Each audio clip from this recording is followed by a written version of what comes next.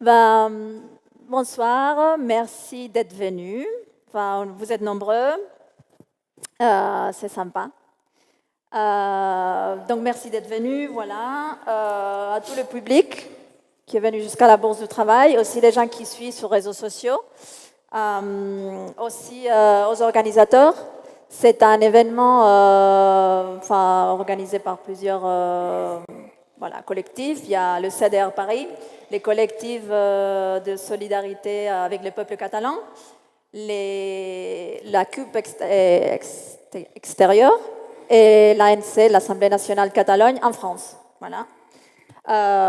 De même, merci à ceux qui se sont déplacés de la Catalogne exprès, donc les intervenants, mais aussi les réalisateurs, un des techniciens, les personnes qui s'y connaissent, donc qui est Carles Genet et qui est là pour nous aider. Donc juste résumer, parler de qu'est-ce que c'est que le CDR. Il y a certains d'entre vous, vous le connaissez déjà, ce sont des plateformes, des groupes spontanés de personnes qui se sont réunis peu avant du 1er octobre. D'abord pour que les référendums puissent avoir lieu. Du coup, c'était des comités de défense du référendum, donc histoire d'avoir le droit de dire ce qu'on en pensait sur l'indépendance de la Catalogne. Et après le 1er octobre, ils ont dû continuer à tenir. Spontanément, ils ont décidé de se transformer, pour la plupart, en comité de défense de la République. Et voilà, ils sont nés même en dehors de la Catalogne, dont c'est le cas de Paris, avec certaines personnes qui habitent à Paris et en Île-de-France, pas forcément catalanes, aussi françaises, se sont dit que c'était le moment après le 1er octobre de dire basta. Pour nous, c'est une façon de réagir à quelque chose qui nous a vraiment touchés. Et puis, on n'est pas un parti politique, voilà. On n'a pas de financement extérieur ni quoi que ce soit. On fait tout avec nos petits doigts. Donc voilà. C'est ça, nous, ce qu'on veut, c'est surtout, en habitant Paris et la France, parfois on se retrouve avec des idées reçues, avec le désintérêt, avec la méconnaissance, voilà. Et dans notre lutte, qui est une lutte contre la répression et pour l'autodétermination, et pour une république libre qui pourrait, pourquoi pas, être le premier pas vers une république en Espagne aussi, pas seulement en Catalogne, on s'est dit qu'une façon de lutter contre ça, c'était d'informer, c'était de donner une autre version de ce que les plus gros médias racontent ici. Afin que le public français puisse savoir un peu qu'est-ce qui se passe. Voilà. Donc c'est ce qu'on essaye de faire à travers des blogs, etc., réseaux sociaux, de publier des articles en français. Donc tout ce qu'on fait est en français et cet événement aujourd'hui, bien sûr, c'est en français. Après, voilà, on fait ça aussi à la Bourse de Travail parce que pour nous, ça a aussi un sens symbolique, dans le sens où c'est un endroit où plusieurs collectifs ont lutté, plusieurs collectifs ont débattu. Donc, du coup, c'est ce qu'on voudrait faire ici aussi. On n'oublie pas d'autres causes qui touchent aussi la France, parce que c'est pas parce qu'on est pour la République en Catalogne qu'on oublie qu'ici aussi il se passe des choses. Il y a aujourd'hui des universitaires qui sont en train d'occuper des universités contre le racisme. Il y a aussi des gens qui dorment dans des tentes à Stalingrad. Donc, ce sont des causes qui existent aussi, et nous, on veut aussi se rejoindre à d'autres collectifs pour dire qu'on est aussi contre ces injustices. Mais pour aujourd'hui, juste, c'est pas parce qu'on est proche de la Catalogne, ici en France, qu'il faut... parfois, on dirait que plus on est proche, plus on a du mal à voir les problèmes. C'est comme quand on entend des bruits chez les voisins et qu'on entend des cris, et parfois on se dit... Bon, mais c'est quand même nos voisins, ça veut dire qu'il est comme nous. Enfin, c'est pas possible qu'il y ait des problèmes, c'est pas possible qu'il y ait un manque de démocratie. C'est parce que ça nous met un peu mal à l'aise, parce que ça nous casse un peu là où l'on est. Donc voilà, donc c'est un peu pour informer et pour se rendre compte qu'il y a des choses qui se passent qui menacent aussi quelques droits qu'on avait réussi à conquérir, ici en France aussi, qu'on compte avec deux personnes qui pourront nous expliquer ça aussi en français. Et puis voilà, finalement, juste avant de les présenter, il y a l'histoire du lacet jeune. Voilà, je ne sais pas si vous êtes au courant, sinon il y a Guardiola qui nous a mis au courant aussi à ceux qui ne savions pas, parce qu'il il doit maintenant payer une amende pour avoir son lacet jeune lors des matchs à la Ligue anglaise. Donc, si jamais vous voulez faire comme lui, on a des lacets à l'entrée. Donc, voilà, si vous allez aux toilettes, vous voulez prendre un lacet, ou sinon à la sortie, voilà, on a des petites cagnottes pour le comité. Parce que, comme j'ai dit, on n'a pas de financement extérieur, il n'y a pas de main noire qui nous finance. Donc voilà. D'ailleurs, oui, pour les lacets jeunes, juste anecdotique, je ne sais pas si vous allez en parler, mais pendant la campagne pour les élections du 21 décembre en Catalogne, l'État espagnol avait interdit, le tribunal, la cour la cour électorale, elle avait interdit la couleur jaune en général.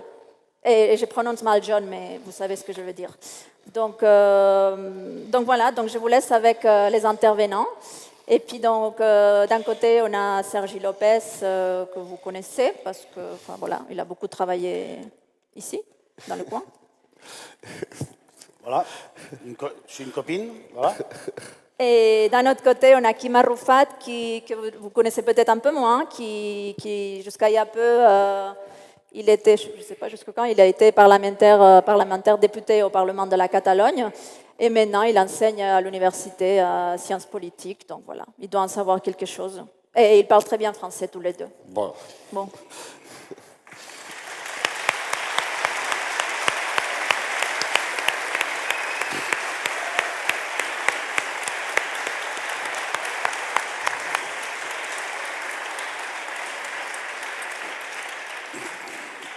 Bon, alors, qu'est-ce qu'on fait ici? Bon, nous, on croit que on avait très envie de modestement essayer d'apporter une petite lumière sur un point de vue sur tout ce qui se passe en Catalogne, vu par nous, que nous vivons là-bas, nous voyons ce qui se passe, et que on croyait qu'en France, voilà, qu'il y a une certaine manque de... on reçoit très bien le point de vue unioniste, disons, le point de vue qui voudrait surtout pas que l'Espagne se divise. Mais il y a très peu d'arguments, on ne donne pas beaucoup la voix à l'autre côté, le côté qui lie les mouvements indépendantistes, et si on vient ici, c'est pour vous transmettre cette idée, qu'en fait, quand on parle en France d'indépendantisme, souvent c'est lié à plein de concepts préconçus sur d'extrême droite, sur un mouvement qui veut s'exclure, sur un mouvement basé sur un truc économique, de puissance économique. Et nous, on vient vous expliquer. On va essayer, c'est pas un acte politique, c'est pas un meeting politique, c'est-à-dire qu'on vient pas représentant un parti politique, nous sommes juste deux amis, on aime beaucoup, on est très concernés par ce qui se passe chez nous, et justement on voulait vous apporter ce point de vue pour vous transmettre qu'en fait ce qui se passe en Catalogne, c'est un vrai mouvement populaire transversal, et c'est ça qui est inouï, qui est difficile peut-être à comprendre de la France, mais on va essayer de donner des faits, des choses qui sont passées. Après, effectivement, on va interpréter ces choses qui sont passées. Mais voilà, on trouve qu'en France, surtout en France, la crèche des valeurs républicaines, on se sent un peu en manque d'une écoute, d'une complicité que nous, on trouve que ça serait très logique, très naturel entre la France et un pays comme la Catalogne qui essaye de construire en fait une république libre, sociale et démocratique. On commence par où? On s'est dit que le format, ce qu'on va faire, c'est qu'on fait une conversation entre nous deux. À la fin de cette conversation qui va durer un peu, on va ouvrir peut-être pour si quelqu'un veut poser quelques questions. Ça sera plus tard. Pour l'instant, il n'y a que nous qui parlons. Et voilà. Qu'est-ce qui se passe en Catalogne? C'est un peu ça ce qu'on va faire. On se trouve souvent à Vilanova, on vient de la même ville, on parle, on saute d'un sujet à l'autre.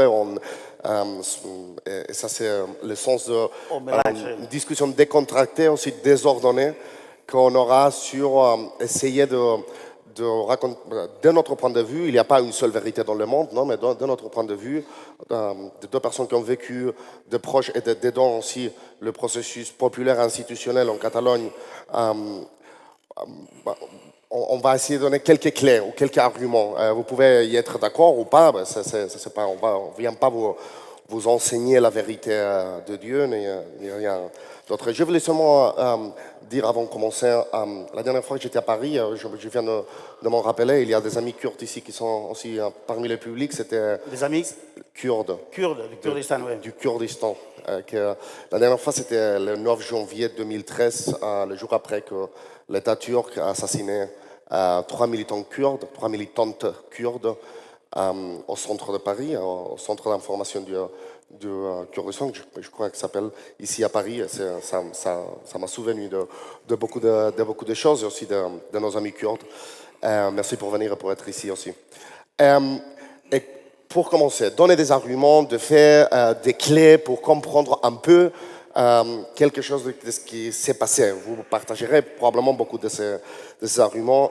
Et je dirais qu'il faut commencer par transmettre, par expliquer d'un point de vue sentimental, mais aussi un peu travailler en argument, qu'il y a eu deux dates ces derniers octobre qui ont marqué, ça c'est une phrase très typique, non? Un avant et un après, dans l'histoire, mais je crois de la conscience populaire, ou la conscience collective des Catalans. Et c'est le 1er octobre où on a réussi, après des semaines d'organisation clandestine, désolé pour mon français, mais je ne le pratique pas. J'arrive où j'arrive. Mais en tout cas, où le gouvernement a travaillé sous une pression de l'espionnage espagnol, de la police secrète espagnole, des 16 000 policiers déployés en formation militaire et sous commandement militaire sur le territoire espagnol, qui ont feuillé des bâtiments, qui ont détenu des gens, qui ont tout fait pour essayer de trouver 3200 urnes qui ont été déployées sans qu'ils aient réussi à empêcher ça le matin, à 5h, 6h du matin de dimanche 1er octobre, faisant comme ça possible l'organisation d'un référendum contre tout un État moderne et tout un État de tradition autoritaire et avec beaucoup d'intérêt ou beaucoup de poids dans les forces policières. Ça, c'est le 1er octobre. Mais le 1er octobre, on a réussi à mettre les urnes. 3200 personnes ont gardé chacun une urne chez soi, sans rien dire à aucun voisin, à personne, pour ne pas être découvert par l'État. Ça, c'est une espèce de complicité secrète de tout un peuple, non, qui est conscient de l'importance de pouvoir décider et de garder ça contre tout un État qui essaye d'empêcher ça par tous les moyens. Alors, on a montré à l'État qu'il y a une intelligence populaire supérieure à leur force. Ça, c'est le 1er octobre. Le troisième... Excusez-moi, parce que ça, on a montré ça à l'État, mais on s'est montré ça aussi à nous-mêmes. C'est-à-dire que le 1er octobre, il s'est passé un truc en Catalogne, ça, c'est un fait, il n'y a aucun sentiment là-dessus. Au 1er octobre en Catalogne, il s'est passé un truc énorme. C'est-à-dire, l'État dit, bon, on va faire un référendum. Non, ça c'est pas légal. Bon, d'accord, mais en plus, s'il y a le résultat du référendum, ça ne peut jamais être tenu en compte, dit l'État espagnol. Et quand même, les gens, mais c'est ça qu'il faut, c'est énorme ce qui se passe, c'est que ce n'est pas un mouvement qui part d'une élite, d'une classe politique qui organise, qui dirige, mais il y a une espèce d'intelligence collective qui s'est mise en place, qui nous a surpris à nous-mêmes. C'est-à-dire qu'en étant un référendum qui n'était pas légal, mais qui n'était pas, justement, qu'on ne pouvait pas appliquer les résultats. Donc, du coup, on se disait, mais bon, donc, du coup, pourquoi l'État espagnol, il est si belligérant avec ça, pourquoi il est si agressif avec ça? Non, si il n'est pas légal et les résultats, on ne va pas en tenir compte, tu peux le laisser voter. Sauf que l'État espagnol et nous, on a vu que plus que l'État mettait des interdictions pour les référendums, plus on s'est rendu compte qu'en fait, il y avait un vrai pouvoir populaire qui se mettait en place. Et ça fait peur. Ça, c'est surtout le 3 octobre. La grève générale qui paralyse tout le pays. Des centaines de milliers de personnes qui sont marchées, même à Villanova, nous, on a gardé la porte de la Guardia Civile. On s'est mis, il y avait 8 policiers catalans qui protégeaient la centrale de la Guardia Civile. La caserne de la Guardia Civile. On s'est mis quelques volontaires pour protéger la Guardia Civile, parce qu'il y a eu, pendant 1h15, des milliers de personnes, des voisins de Villanova qui sont passés en criant, marchaient, alors c'est pas votre pays, vous avez fait du mal. 1h15 dans une ville moyenne, petite, 1h15 de gens qui passaient, parce que c'était les vieux, les jeunes, les enfants, et les c'était voisins. Pas organisé par les partis, il n'y avait pas pas les partis devant qui avaient proposé cette idée, c'était un truc qui a explosé, c'était les manifs, pourtant chez nous, des manifs, il y en a eu déjà, mais c'était les manifs la plus énorme que les vieux ils avaient vu de sa vie. Tu vois, ça a déclenché un vrai mouvement populaire. En fait, voilà, le 1er octobre, en fait, même les partis indépendantistes catalans, même les organisations de société civile, l'ANC et Omnium, donc indépendantistes, les jours avant du 1er octobre, ils ont appelé à la population à se dire faites des photos des collèges électoraux, des collèges électoraux où on va aller voter, avec les bulletins de vote et les collèges fermés. Ils nous ont dit, faites des photos de ça parce qu'on va envoyer ça en Europe et l'Europe va voir quand même une image des collèges fermés avec des queues énormes des gens avec des bulletins de paie. Le 1er octobre, les collèges, ils étaient ouverts. Par les gens.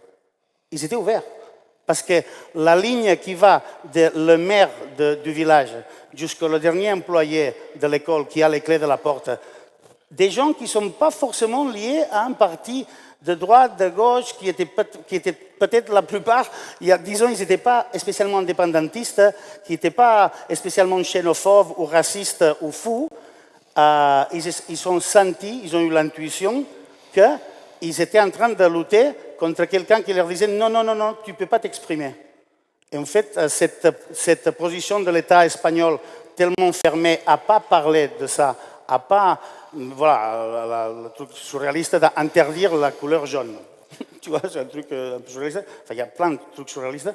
Donc, les gens, et en fait, le 1er octobre, chez moi à Villanova, on s'est retrouvés à défendre les urnes avec, ah tiens, Michel, un pote de mon quartier, quand on était jeune, qui n'était pas politisé spécialement, qui parle espagnol, des gens venus d'ailleurs, d'autres parties de l'Espagne, des origines diverses, qui étaient là et qui sentaient qu'en fait, parce qu'avec les réseaux sociaux, on voyait la violence depuis 8 heures du matin dans plein de villages, avec une police nationale espagnole et la Guardia Civile, qui ont, enfin, j'imagine que vous avez tous vu les images de violence, qui ont été très violents avec des gens pacifiques, des gens âgés, des enfants, des jeunes, qui avaient les mains levées.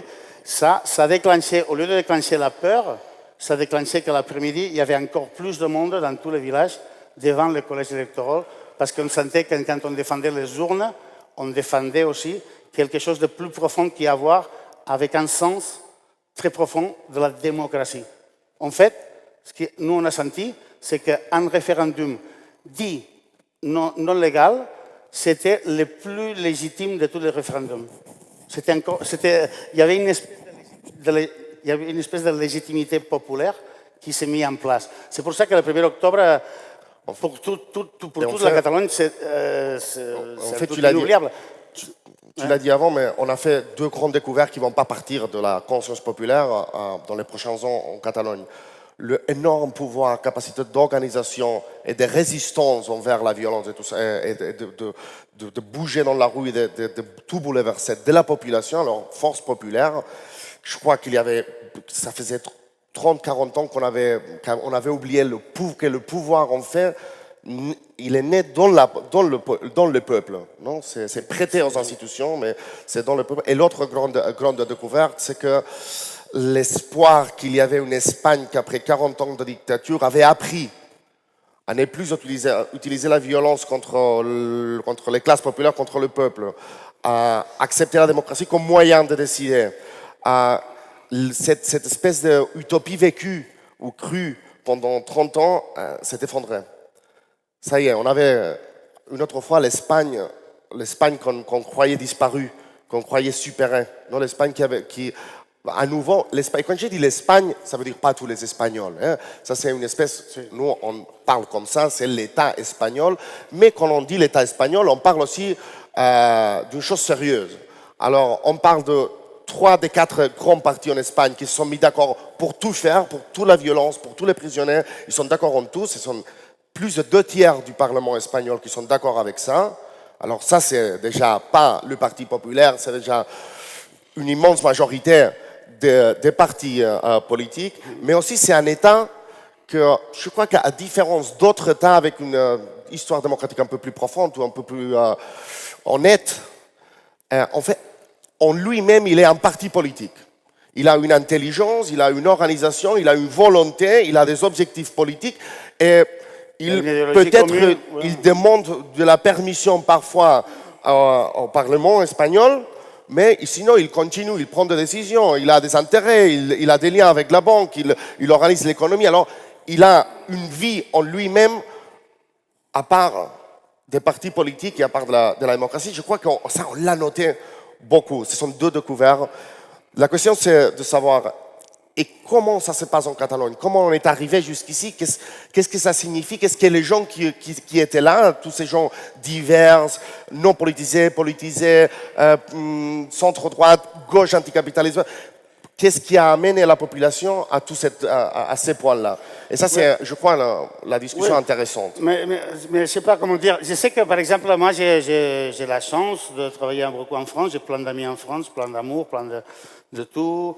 Et je sais que quand on parle en France le cas de la Catalogne, le cas de l'Espagne, quand on dit « Ah non, mais les franquistes, ils sont au pouvoir », tu vois, souvent on me regarde comme si c'était un peu démagogique, comme si c'était un peu comme démagogique, un peu... disent « Bon, mais l'Espagne, c'est quand même une démocratie mûre, le roi, quand même, il est sympa, non ?» Tout ça. Mais il faut savoir que l'État espagnol, enfin, sans faire toute l'histoire de la Catalogne depuis 400 ans, mais il y a une république en Espagne, pour résumer, il y a une république en Espagne. Franco, il fait un coup d'État. Un coup d'État, guerre civile, gagne la guerre civile. Franco, qui n'est pas juste un parti de droite, Franco, terreur, fascisme, Mussolini, Hitler, d'accord? Il gagne 40 ans où il massacre les républicains avec des idées comme là. Il faisait une interview avec un journaliste anglais et quand la guerre elle était déjà presque gagnée, les journalistes anglais, américains, lui disaient « Mais monsieur Franco, enfin, généralissimo Franco, mais on peut faire une trêve là, non ?» Parce que il disait « Non, pas de trêve, on va jusqu'au bout. » Parce que les autres, c'est les républicains. Les républicains catalans, mais madrilèns, basques, galiciens, andalous. Les autres, ils sont contre l'Espagne. Nous, on lutte pour l'Espagne et les autres sont contre l'Espagne. Je veux dire, ce monsieur-là qui a gouverné l'Espagne pendant 40 ans, quand il est mort, c'est lui qui a décidé que c'était le roi qui allait continuer. Et en fait, toute cette élite qui a d'un régime de terreur, de torture, d'assassinat, toute cette gens, ils ne sont pas partis. Il n'y a pas eu une défranquisation de l'Espagne. Ils ont resté à l'État et ils occupaient déjà les places plus importantes. Donc, le mouvement plus de gauche républicain, il a dû il arrivait un pacte, mais un pacte parce que tu as le couteau ici. Un pacte parce qu'on avait tellement peur de la guerre civile, des morts, on venait de la répression, de la torture, tout ça, qu'en fait, OK, on acceptait les drapeaux actuels de l'Espagne, qui est le drapeau franquiste, on acceptait l'hymne, on a renoncé au drapeau républicain, on arrivait à cet accord. Et en fait, la démocratie actuelle, avec cette espèce de transition qui nous ont raconté 30 000 fois qui était exemplaire, en fait, on se rend compte aujourd'hui qu'elle n'était pas si exemplaire que ça. En fait, elle s'est construite sur une base d'un pacte avec les crimes. Et en fait, quand tu commences à gratter les élites qui gouvernent en Espagne, tu te rends compte que les liens avec la banque... Je crois que tu peux montrer un exemple. Tu peux lire le premier exemple, Quel exemple qu'on a préparé. On a préparé des trucs, hein, des petits textes des et tout petits ça. trucs, hein. L'État espagnol, avant le 1er octobre, il envoie un lieutenant de la Guardia Civile pour coordonner les 16 000 policiers envoyés en Catalogne, les forces d'occupation envoyées en Catalogne.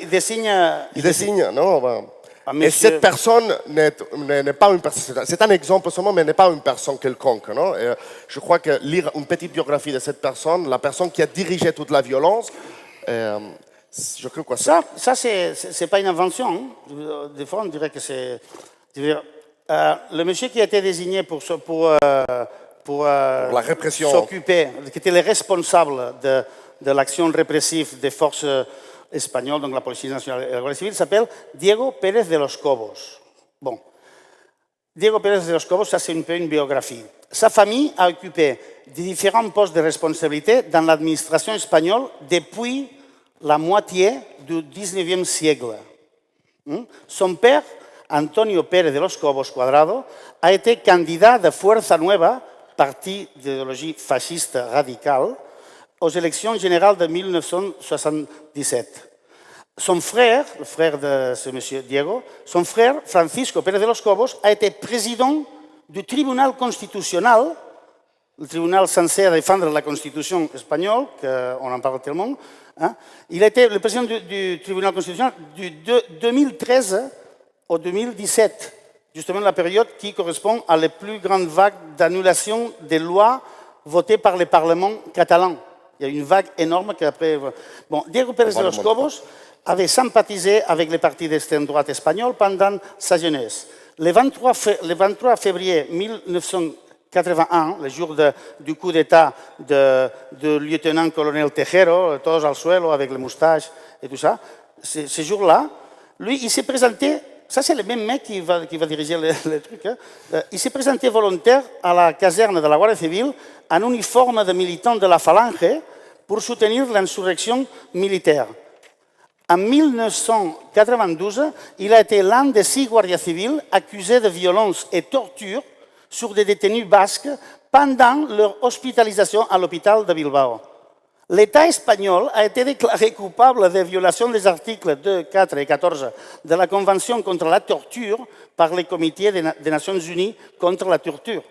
Diego Pérez de los Cobos a été responsable de la violente opération répressive de la Police nationale espagnole et de la Guardia civile pour réprimer le référendum du 1er octobre avec un bilan de 1066 blessés, 70 écoles qui ont suivi des dégâts matériels importants. Il y a une semaine, ce monsieur, il a été décoré et proposé au grade de général. Ça, il y a une semaine. Hein. Je veux dire que, tu vois, quand tu dis, ah non, mais le franquisme, mais vous, les radicaux de gauche, vous dites que... le franquisme, étonnamment, il est malheureusement très, très présent chez nous, dans ce pays. Et ça, c'est un exemple. Hein, il y a les élites du franquisme ont survécu dans l'économie privée, dans la banque, dans tout ce qui est on pu voler pendant le franquisme. Ça, c'est une des causes. C'est ça la cause que l'Espagne soit comme ça. Non, il y a d'autres pays qui ont fait différent. Et ça aurait pu évoluer d'une façon différente. Mais en tout cas, il faut savoir ça aussi, pour savoir quelle nature a une partie de l'État espagnol, ou en tout cas survit dans l'État espagnol. Mais tu as dit une chose en lisant la biographie, tu as dit son frère était... président du tribunal constitutionnel pendant 4 ans, pendant 5 ans, 2013-2017. Et ça, c'est important parce que c'est une autre des causes, des arguments qui amènent à la population catalane à cette révolte populaire qui a protagonisé récemment la révolution d'octobre, comme on peut déjà dire, 2017. C'est justement le tribunal constitutionnel. C'est un tribunal qu'on fait comme en suivant les cas allemands, qui est plus ou moins, c'est inspiré dans les cas allemands. C'est un tribunal qui essaye de régler. C'est inspiré de quoi? Le cas allemand, de l'Allemagne. C'est inspiré du cas de la structure institutionnelle de l'Allemagne.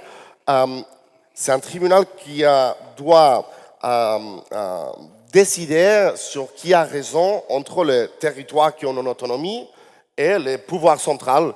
Sinon, si le pouvoir central fait une loi qui piétine les droits de l'autonomie des territoires, il doit se prononcer. Et à l'envers. Dans un moment après la dictature, probablement ceux qui faisaient la Constitution ont pensé, écoute, l'État espagnol, géré par les militaires, d'une façon tellement autoritaire, si on laisse la justice franquiste, parce qu'ils ne sont pas marchés, ils sont tous, surtout au début, ils étaient tous des juges franquistes, si on le laisse gouverner ça va être très peu démocratique. Il faut que les partis politiques mettent le membre du tribunal constitutionnel. Probablement au début, c'était bien. C'était intéressant. Ouais. Mais avec le temps, ça a pris une autre couleur. Non? Le tribunal constitutionnel, c'est une espèce d'arme violente que l'État espagnol utilise politiquement, pas juridiquement, pour faire ce que leur parti démocratique n'ose pas faire comme parti, ou qu'elle trouve beaucoup plus facile et justifié faire à travers la justice. Et je crois que c'est important de savoir que dès que le mouvement souverainiste, indépendantiste en Catalogne a commencé à bouger des centaines de milliers de personnes dans les rues, c'est 2010-2012, c'est là où tout a commencé, la mobilisation massive. L'État espagnol a commencé une offensive dans de recentralisation par la voie d'utiliser ce tribunal constitutionnel pas comme un arbitre, pas comme un juge impartial, mais comme une arme qui a utilisé politique et idéologiquement avec beaucoup de pouvoir. Et c'est bien seulement de lire, et je crois que c'est intéressant, je vais faire très vite. 5 ans, 49 lois approuvées par le Parlement catalan, par leurs services juridiques, qui sont constitutionnels, qui ont passé par le processus de consultation de leur constitutionnalité, mais le tribunal constitutionnel, qui a la dernière parole, a tombé 49 lois. Moi, j'étais 3 ans parlementaire. Annulé, oui. J'étais 3 ans parlementaire au Parlement catalan de 2012 à 2015. Il n'y a aucune loi de mon période, aucune, qui est encore valable. Elles sont toutes annulées. Et ça, sans rien changer, sans rien faire. C'est par pure volonté politique de l'État espagnol.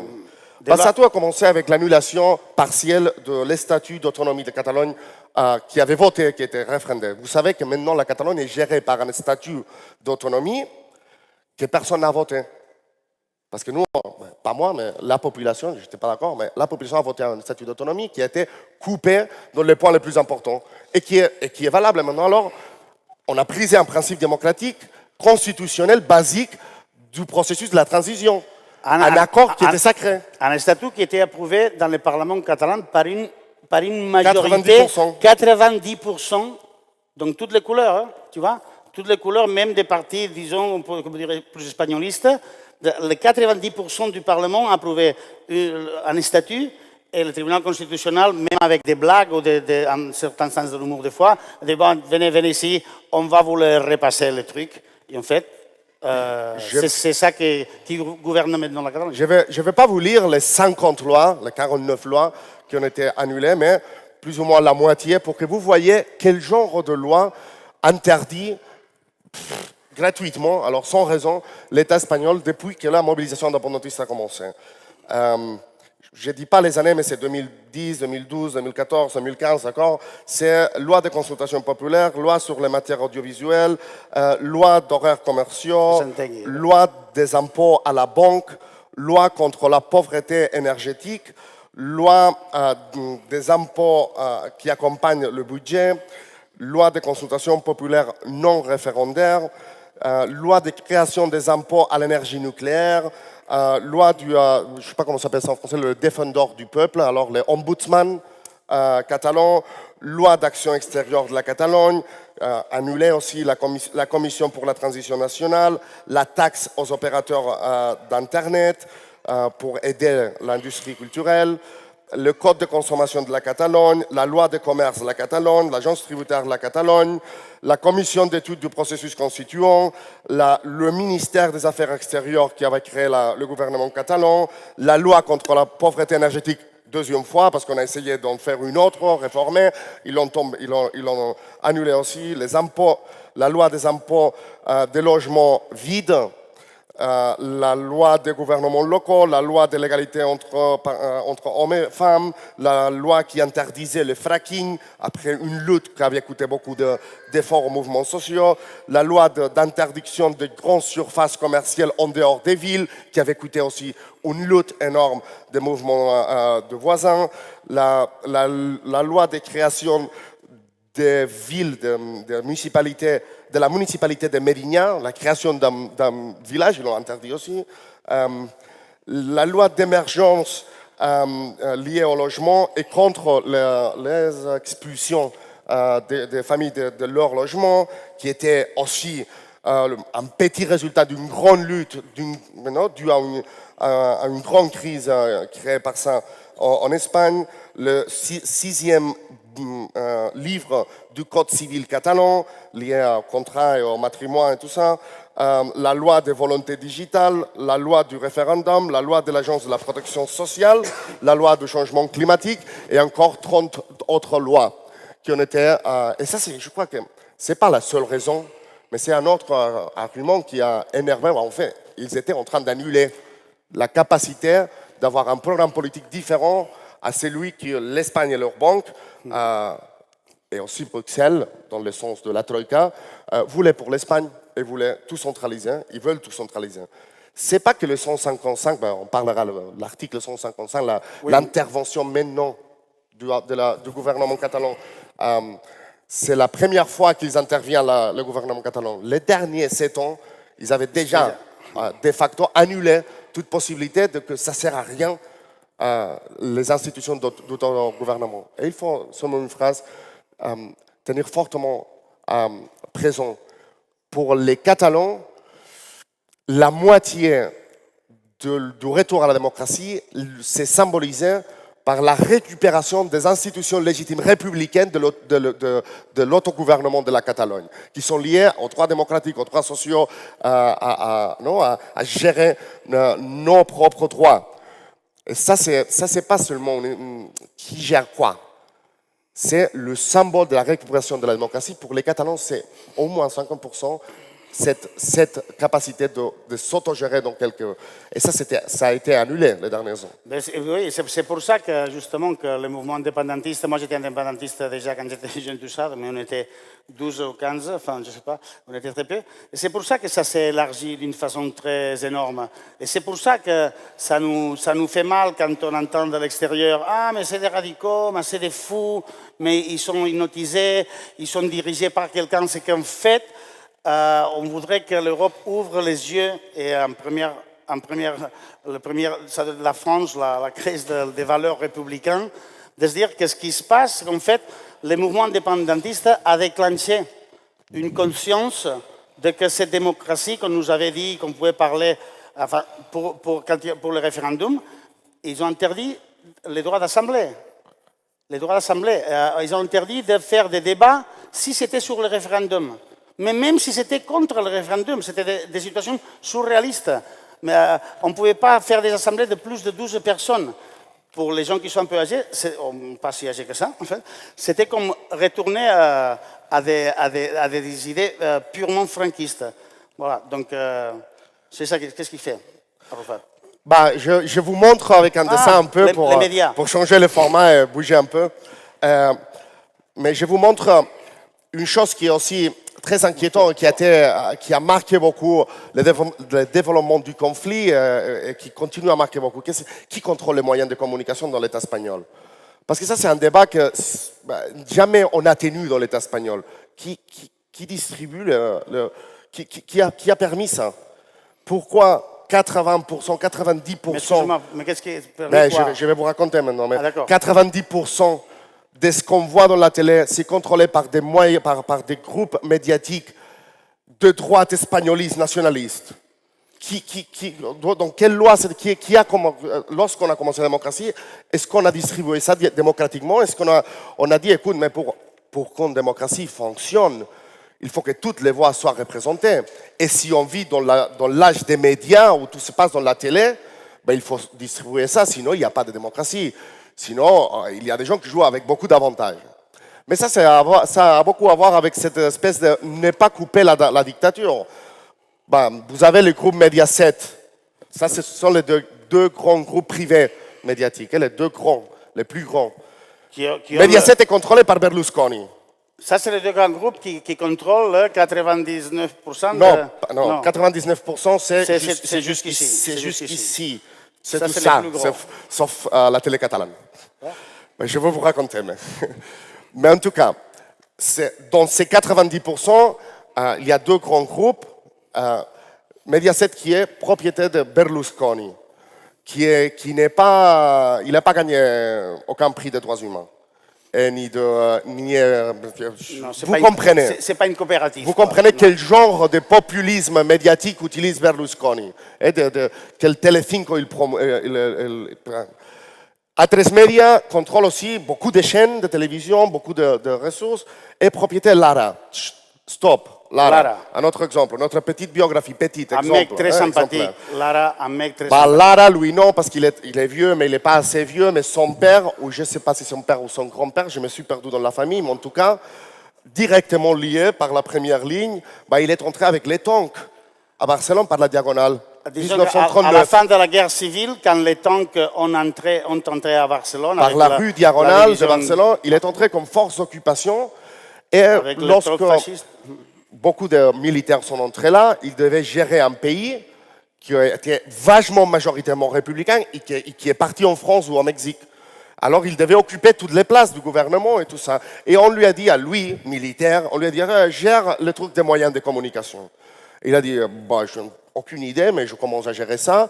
J'ai les syndicats fascistes et journalistes, les deux journaux de la propagande fasciste, et il a commencé à faire son propre groupe médiatique, non, avec le truc qu'il prenait du régime de l'occupation militaire sous les sangs contre la République légitime. Il a commencé à faire son empire médiatique. Blablabla, bla, bla, bla, jusqu'à ce que son fils, un des deux groupes privés, alors les descendants directs d'un responsable de l'occupation fasciste de Catalogne et Barcelone, alors qui est arrivé en Catalogne et à Barcelone avec les tanks fascistes, lui, il est propriétaire ça sont 12 chaînes de télévision, chaque jour, qui donnent leur opinion, qui mettent tout le temps des gens qui parlent contre les droits sociaux, contre les pauvres, contre les classes populaires, partout dans l'Espagne, contre les Catalans, contre tout, qui défendent toujours. Mais après, nous avons 3 groupes médiatiques plus petits. Vous connaissez les gens qui connaissent l'Espagne ou la Catalogne. Prisa, qui avait le journal social-démocratique. Haha. Zeta, qui avait l'autre journal pro-Parti socialiste catalan en Catalogne, non? El Periódico. Et Godó, qui est la droite, non? La droite catalane monarchique. Alors, une droite catalane pro-espagnole, ou pro-espagnol conservateur, non pro-espagnol, seulement pro-espagnol monarchique. Zeta et Prisa, vous avez suivi les 2 derniers ans, ils sont tombés vers une version ultra-nationaliste et ultra-réactionnaire. Les deux, ils ont une crise financière provoquée parce que... provoquée, une crise financière. Ils sont tombés dans la merde. Et alors est venu l'État, est venu la banque, qui est le bras armé de l'État, sont venus. On investit dans cette merde de journal que vous avez, mais par contre, il faut chaque jour attaquer, chaque jour, mentir, chaque jour. Et en plus, tu as la télévision espagnole qui est sous la direction d'une association de volontaires écologistes, démocratiques et féministes qui s'appelle Parti Populaire. Et et quelle information doit arriver à l'extérieur? Quelle information doit arriver dans toutes les villes de l'Espagne de ce qui se passe en Catalogne? Quelle information arrive dans beaucoup de maisons de la Catalogne? Et après, vous savez, la télévision catalane, on peut en discuter. Hein, ça nous plaît pas, mais en tout cas, au milieu de tout ça, parfois tu dis, mais comment tu résistes? Non, comment tu résistes? Et c'est pas la meilleure télévision du monde, mais quand même, non, il y a beaucoup de critiques à faire. Mais quand même, est obligé, parce qu'il est attaqué par tous les partis politiques, et soupçonné toujours d'être indépendantiste, alors toujours doit partager toutes les interventions, distribuer toutes les interventions, tout ça. Mais ça, c'est je crois, un autre argument hein, qui a être à expliquer où est-ce qu'on est. Il a qu'il mal mourir. Non, qu'on sent bien que... Enfin, après, il y a un truc aussi que nous, on parle de la Catalogne, mais on a aussi l'intuition, l'impression que ce n'est pas que la Catalogne. Je veux dire qu'il se passe un truc, Grèce, Italie, Espagne, dans le sud de l'Europe surtout, mais que nous croyons, enfin, en tout cas moi je crois, je ne sais pas si tu es d'accord, mais qu'il y a quelque chose qui se passe dans cette société occidentale, bon, capitaliste, libéral, où les droits des citoyens sont donnés comme un truc confortable, mais qu'en fait, les décisions de pouvoir sont éloignées. Et que je crois qu'il y a un mouvement populaire qui est en train de, même en France aussi, qui est en train de grandir, de se dire qu'en fait, on se rend compte qu'il y a une distance très grande entre les décisions, les grandes décisions et les gens d'en bas. Que cette distance, en fait, elle est de plus en plus flagrante, trop énorme, et qu'il y a un mouvement qui est contagieux, ou qu'on veut croire qui est contagieux, et que des fois, en Catalogne, s'exprime avec l'indépendance, mais qu'en Espagne, ça s'est exprimé avec le 15M, avec le mouvement qui veulent, quand même, qui sent quand même qu'il y a quelque chose qui ne va pas. Il y a quelque chose qui ne va pas dans cette société. Oui, en fait, pour beaucoup de nous, on se sent très proche aux Grecs, en luttant pour un référendum. En fait, pourquoi? Pour les droits à décider eux-mêmes, pour le droit à se gérer eux-mêmes. En fait, partout dans l'Europe, l'intuition des classes populaires, cette intuition, pas formée dans les universités, mais très intelligente quand même, de dire, écoute, qui est en train de décider par nous? Parce que nous, on ne décide pas ça. On ne décide pas cette crise, on ne décide pas ce genre d'économie, on ne décide pas cette spéculation, on ne décide pas cette perte de droits. Qui décide ça? Qui est en train de décider? Alors, la lutte pour la récupération de la capacité de décider des gens, des peuples, des sociétés, en fait, c'était la question centrale. En fait, je dirais que c'est c'est la question centrale de la lutte des classes maintenant en Europe. C'est la version actuelle de ce que sont un peu vieux de dire, mais la lutte des classes, alors le rapport de force entre les masses populaires et ceux qui ont tout l'argent et seulement veulent gagner l'argent. C'est la récupération de la capacité démocratique de décider comment on veut vivre, comment on veut distribuer la richesse, comment on veut traiter les territoires, comment on veut traiter les gens qui bougent, qui viennent, qui marchent. Et c'est pour ça qu'on fait appel à la France. C'est pour ça qu'on fait appel à la France, parce qu'on a l'impression que ce qui se passe maintenant en Catalogne non est seulement une question interne d'un groupe, d'une société, d'une espèce de groupe un peu bizarre, étrange, qu'on ne comprend pas, qui veulent se séparer, alors que nous, on veut plus de frontières, et puis eux, ils veulent mettre des frontières. C'est pas ça ce qui se passe. Nous, on a l'impression que ce qui se passe en Catalogne, c'est un laboratoire où tous les États européens, dont la France aussi, ne bougent pas un doigt parce que dans les prochaines années, l'État français sans doute, l'Allemagne et l'Europe, comment on fait pour gérer les mouvements populaires? Comment on fait s'il y a une grosse majorité que d'une façon pacifique demande de se mettre tous des perruques vertes? Et dit, mais c'est des cons, mais c'est n'importe quoi. Oui. Mais s'ils commencent à être majoritaires, non, mais c'est n'importe quoi. Oui, c'est n'importe quoi. Mais s'il y a une très grosse majorité, c'est quoi la réaction de l'État? C'est que la répression, c'est-à-dire, non, le vert s'interdit. Enfin, tu vois, donc je crois que se pose une question très importante pour les prochaines années, l'avenir en Europe, de comment gérer la contestation populaire, la contestation des gens. Quand des gens vont sortir, en plus en France, tu vois, vous avez une très grande tradition et puis tous les droits qu'on a réussi, tous les droits sociaux, tous les droits, on y est arrivé à travers la lutte, à travers donc de pousser la loi, ce qui est légal, jusqu'au bout pour arriver à un point de contradiction. Tu vois, ce qui se passe en Espagne maintenant, c'est que le seul argument pour réprimer la Catalogne, c'est que, c'est pas légal, c'est hors la loi. Non, mais vous êtes hors la loi.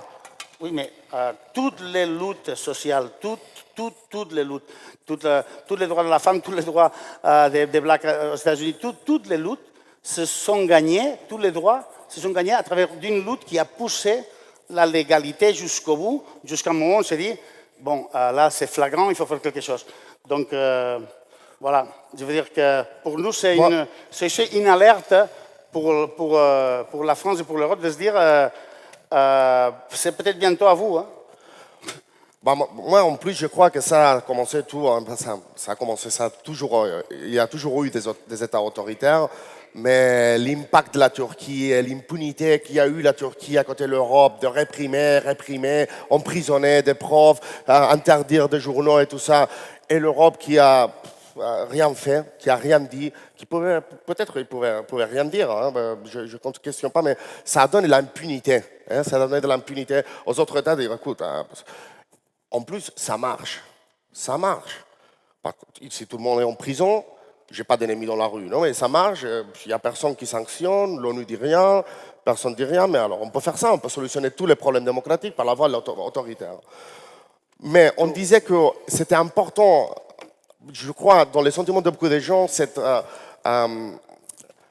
volonté de décider, cette volonté de refaire les règles communes, hein, et de les refaire sur les militaires, non, avec les pistolets ici, comme aux années 70, de faire une constitution, la création d'une nouvelle cadre de cohabitation, non, de règles communes plus justes, nées de la volonté populaire, discutées pacifiquement. Non, je crois que ça a traversé, ça a rempli de sens tout le mouvement en Catalogne, mais aussi en Espagne. Hein, l'écrit de démocratie réelle, démocratie réelle qui faisait le 15e, c'est en fait démocratie réelle, c'est pouvoir décider sur ce qui est important, pas seulement sur la couleur du parti qui va te faire chier, non, sinon sur les trucs importants, la banque, le salaire minimum, les pensions, oui. Sur décider ça.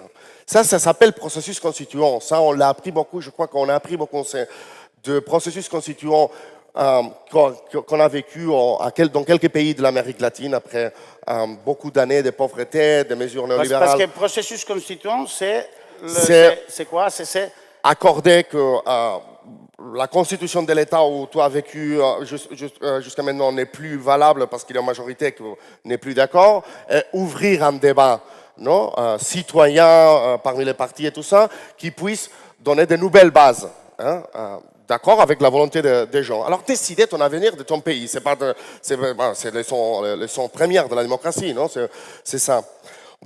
Dans toute cette vague de mobilisation après la crise qui a commencé 2010-2012 en toute l'Espagne, qui a été très grave, il y a eu tous ces mouvements en Espagne qui a pris la forme, une partie de ce mouvement comme Podemos, qui a défendu, surtout au principe, au début, mais non plus maintenant, la nécessité, le besoin d'ouvrir un processus constituant en Espagne, alors une nouvelle constitution décidée par les gens, et a réussi à avoir 26, lui et les petits partis régionalistes qui étaient d'accord avec cette idée, dans le Parlement espagnol, aux élections de 2016, si je ne me trompe pas, non, décembre 2016, ils ont réussi à avoir 26% des sièges qui étaient à faveur, alors contre l'actuelle constitution, à faveur d'ouvrir un nouveau processus. Ça, tu parles Contre 74% formés par cette espèce de bloc conservateur défendeur de status quo, qui est PP, PSOE,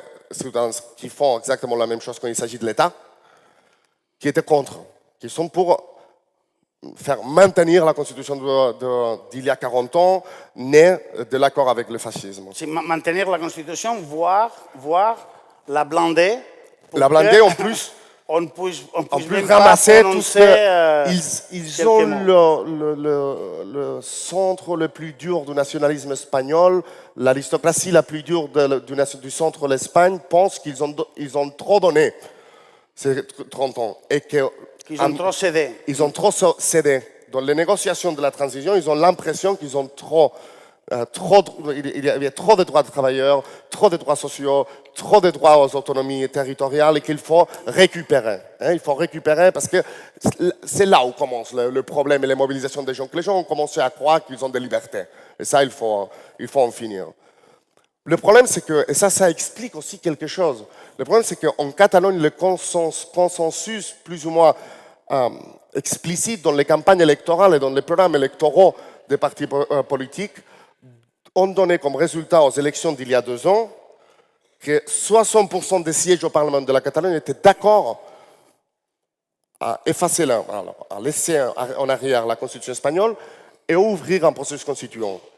Ça veut dire Junts pel Sí, qui c'était la union plus ou moins, je fais un résumé, de Esquerra Republicana et de Convergència, la CUP et ce mélange de Podemos et Iniciativa Les Verts. Ouais. C'est-à-dire non seulement des partis explicitement indépendantistes, mais des autres partis que, sans étant d'une façon soulignée indépendantiste, ils étaient d'accord au fait qu'un référendum pouvait être une sortie. Non, je parle du processus constituant maintenant. Tu parles de quoi, de processus constituant? Processus constituant. Alors, du fait que la Constitution n'est plus valable maintenant, n'est plus utile, et qu'il faut faire une autre base fondationnelle. De reconstruire une nouvelle... Ça explique beaucoup de choses parce que il y a beaucoup de gens en Catalogne. En Catalogne, presque toujours dans les élections espagnoles, il y a beaucoup de voix qui vont à la force espagnole progressiste les Catalans croient qu'il peut changer le plus l'Espagne. Très souvent, ça arrive ça. Des gens qui disent c'est maintenant PSOE qui peut changer un peu plus l'Espagne, réalistiquement.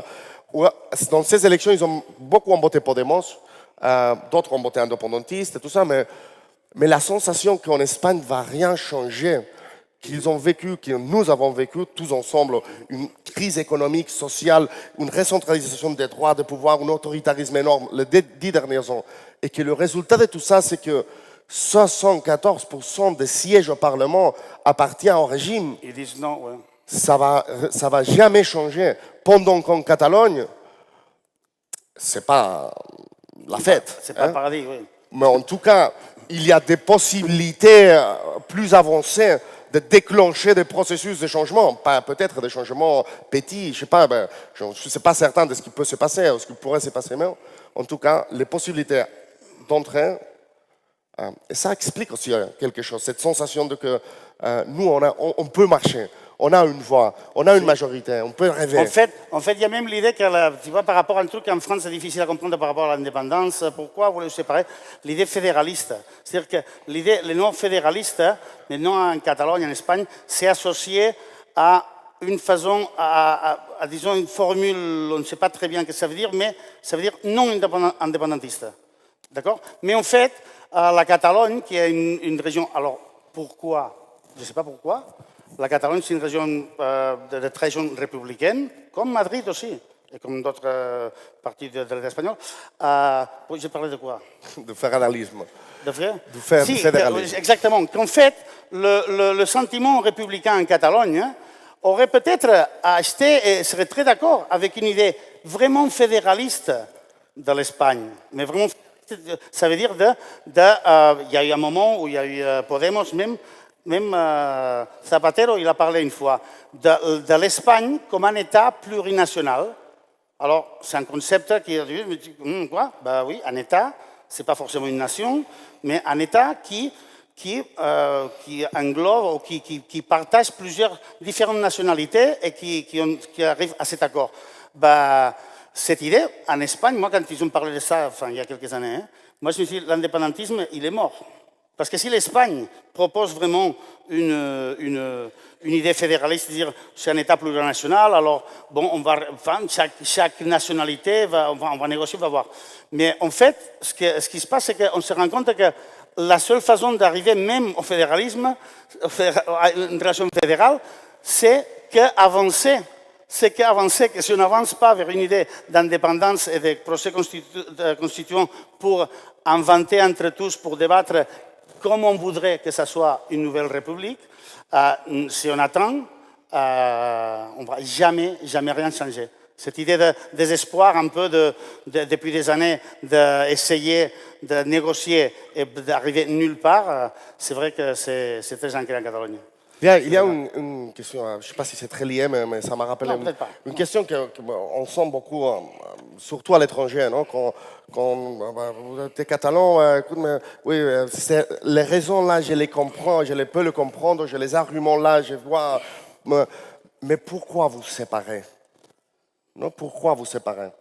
En plus, normalement, les gens qui demandent ça avec beaucoup de sincérité, non? De curiosité, parfois, ils y ajoutent, non, parce qu'en fait, se séparer n'est pas la solution à rien. Et qu'est-ce qu'on va faire si vous vous séparez? Tout le monde va se séparer. C'est une espèce d'argumentation un peu bizarre, non? Parce que qu'est-ce que ça veut dire? Que tout le monde espère se séparer, mais tout le monde reste sur un pouvoir autoritaire qui ne laisse pas se séparer même. Alors, tu trouves bien de t'imposer sur tout le monde, non? Et le problème, c'est que si tu laisses liberté au monde, le monde va se séparer tout le monde. Non, et approuver la loi de divorce, ça ne veut pas dire que c'est obligatoire de se divorcer. Ça rappelle un peu, mais écoute, s'ils peuvent avoir des relations sexuelles avant le matrimonio, ce qui va se passer, non? Tout le monde, ça va disparaître le matrimonio, le couple, ça va disparaître. Mais le couple, en tout cas, les associations volontaires doivent se faire. Ça, c'est la base du fédéralisme. L'association volontaire par la base, l'accord démocratique doit se faire par volonté. Si la volonté, tu la trouves pas. Et encore que si la majorité de ta population, après avoir discuté, débattu, je sais pas, a une volonté X. Mais qui es-tu? Mais avec quel argument tu t'imposes et tu dis non, mais écoute, non. Si. D'aucune façon, jamais, non. Non, mais écoute, nous, on a débattu, on sait. Non. Mais alors, le sens de la démocratie, maintenant, à partir de ces moments, c'est quoi? Vas-y, vote-toi. Ouais. Non, mais c'est pour ça que le débat, il est éternel. Enfin, nous, on ne va pas lâcher. Hein. Ça, on vous le dit aussi. Hein. Nous, on ne va pas lâcher. Hein. Mais je veux dire qu'on n'arrêtait pas de jamais débattre. Nous, on est un peu en manque. Nous, on croyait qu'en Espagne, les gens plus de gauche, plus républicains, parce qu'en Espagne, il ne faut pas croire que... Je ne dis pas qu'ils sont tous des fascistes. Hein. C'est l'ancienne école fasciste qui est encore par là. Mais il y a tout le mouvement républicain espagnol. Nous, on se dit, mais comment c'est possible que face à ce mouvement en Catalogne, ils ne soient pas avec nous? Ils ne soient pas avec nous. Ils se disent, non, mais ils ne sentent pas l'idée de se dire, en fait, c'est une idée transformatrice d'une société qui est démocratiquement très injuste. Donc bon, on va continuer, on va essayer tout le temps de tisser des ponts. Moi, il y a une chose qui m'inquiète de tout ça. Je crois qu'on est tous un peu coupables là-dedans, hein, mais une certaine, comment on dit, aveugleté, non, ceguera? Une certaine... aveuglement de nous-mêmes, mais aussi de ce qu'on dirait la gauche européenne, soi-disant. Hein, c'est un peu plus complexe que ça, c'est tout ça, des mouvements. On n'a pas vu il y a 2 ans l'opportunité que les Grecs étaient en train de créer, où, là, le jour du référendum où ils avaient gagné contre la Troïka, contre la pure destruction technocratique, spéculative, l'Europe s'imposait contre un peuple, l'envoyer à la misère. En ces moments-là, il aurait dû avoir, c'est facile de dire maintenant, hein, mais, il aurait dû avoir, je sais pas, un mouvement de solidarité, grève générale dans toute l'Europe, parce que le cas-là pouvait être le début pour déclencher beaucoup plus de changements démocratiques, sociaux en Europe, et quand même d'y mettre un stop, non, au pouvoir financier en Europe qui est en train de tout écraser, et en train de faire revenir la droite xénophobe, et en train, pas seulement ça, mais aussi ça. Et je crois qu'on n'a pas réussi, nous, c'était difficile avec tous ces médias, mais réussi, nous, à bien raconter à nous, bien exécuter nous et bien raconter dehors qu'on fait la République catalane, le processus constituant catalan, la résistance montrée par les Catalans, la lutte contre la violence, on fait ça ouvrir une voie, un espoir, un exemple d'une chose très importante qui se répète avec les Grecs, avec nous, et qui va se répéter dans le futur, j'espère, mais qui, si se répète en négatif, comme c'est en train de répéter, ça c'est une défaite des classes travailleurs, des classes populaires en toute l'Europe. C'est le fait de croire, comme les Grecs ils ont cru, comme nous on a cru, que les gens ont le pouvoir de changer les choses.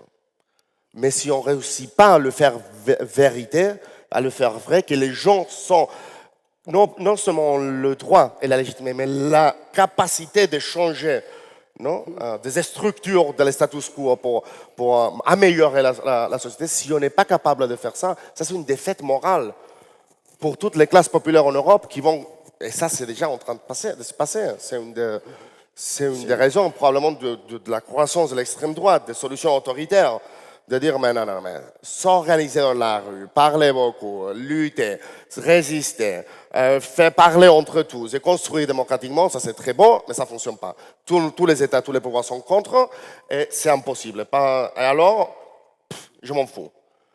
Ça c'est un danger réel pour toute l'Europe, d'espoir démocratique, de changement. Mais c'est pour ça que... Oui, toi tu crois, plus que tu le dis. Oui, oui. Et ça me fait penser, tu sais, le truc de la part, le truc de comment ça lié au 15e en Espagne, cette idée du pouvoir populaire, cette idée que une loi que le tribunal constitutionnel a fait tomber, c'est le droit aussi à comment se dit l'habitatge? C'est le logement. Au logement. Enfin, en Espagne, donc, il y a des lois comme partout. Alors, il y a une loi qu'en fait, si tu ne payes pas le crédit à la banque, tu t'es fait éjecter de ton appartement. Ouais, d'accord. Bon, et avec ça, ce n'est pas juste une phrase. Il y a plein de petites, comme vous imaginez, non? Eh bien, il s'est trouvé que dans l'Espagne, il y a eu un moment où on s'est rendu compte qu'il y avait des injustices. Mais c'est-à-dire que la banque, ils avaient une certaine banque, ils avaient plein des appartements vides et qui éjectaient des familles enfin, des trucs d'une injustice, je ne sais pas comment dire, presque historique, je ne sais pas comment dire, d'une injustice tellement énorme qu'en fait, les gens, ils ont dit, mais c'est pas possible. On ne dit pas qu'on ne paye pas le crédit et tu gardes pas, mais il y avait des injustices tellement énormes du point de vue social qu'en fait, les gens se sont commencé à regrouper. Ils sont allés à la banque, ils ont dit, nous, on trouve que c'est injuste. Ils ont dit, oui, non, mais la loi, regarde, la loi dit que si tu ne payes pas, tu fais exactement. Ils ont commencé à dire ça, sauf qu'ils ont commencé à être beaucoup et ils sont allés à la banque, ils ont dit, on veut parler avec le directeur. Ah non, mais le directeur, non, mais la loi, elle est comme ça. Et ce mouvement, il a grandi tellement qu'à un moment donné, ils ont mis la pression à la banque, ils ne pouvaient pas sortir de la banque et finalement, le directeur il est sorti et finalement, ils ont arrivé à un accord. Ça, c'était la PA, c'est la maire de Barcelone, Ada Colau, elle vient de ce mouvement-là. Et en fait, c'était aussi un début d'une chose, en fait, comme Thatcher disait qu'il n'y a pas d'alternative aussi, que les choses sont comme ça et puis il ne faut pas se poser de questions, c'est qu'en fait, on nous dit que les lois, c'est comme ça et qu'en fait, les gens commencent à se rendre compte que la loi, elle est faite pour donner solution à une réalité. Mais qu'en fait, si on est ensemble, on est capable de défendre des injustices et on a des résultats. C'est-à-dire qu'on arrive à des endroits. Je trouve que ça, c'est un truc qu'on partage beaucoup de gens aussi en Europe, où on sent cette injustice sociale. Tu as parlé de la banque et moi, je ne peux pas passer par là sans en parler un peu, parce qu'il s'est passé une chose qui, en fait, il est très grave. Grave, c'est la crise bancaire qu'on a eue. Vous savez que l'État espagnol, dans l'État espagnol, il y avait des banques privées. Je ne vous raconte aucune nouveauté si je vous dis que le capital, vous ne voyez pas. Ça va être impossible. C'est ça, vous mémorisez. C'est très simple. Bon, le dessin ne raconte pas rien que je ne raconte pas. Je découvre rien si je vous dis que beaucoup de cette capitale a été ramassée par certaines familles pendant cette période de paix qui a été 40 ans de dictature. Mais ça c'est typique dans l'histoire de l'Espagne. Personne n'en parle en Espagne. Tu ne vois pas des bouquins qui parlent de ça, personne n'en parle. Ça c'est tu passes par là et il ne faut pas en parler. Mais en tout cas, il y avait de la banque privée, il y avait beaucoup de caisses d'épargne qui étaient distribuées dans le territoire. Caisse de Tarragona, caisse de Girona, caisse de Barcelona, caisse de Mataró, Laietana, caisse de Sabadell, caisse de Terrassa, caisse de Il y en avait plein. Plein.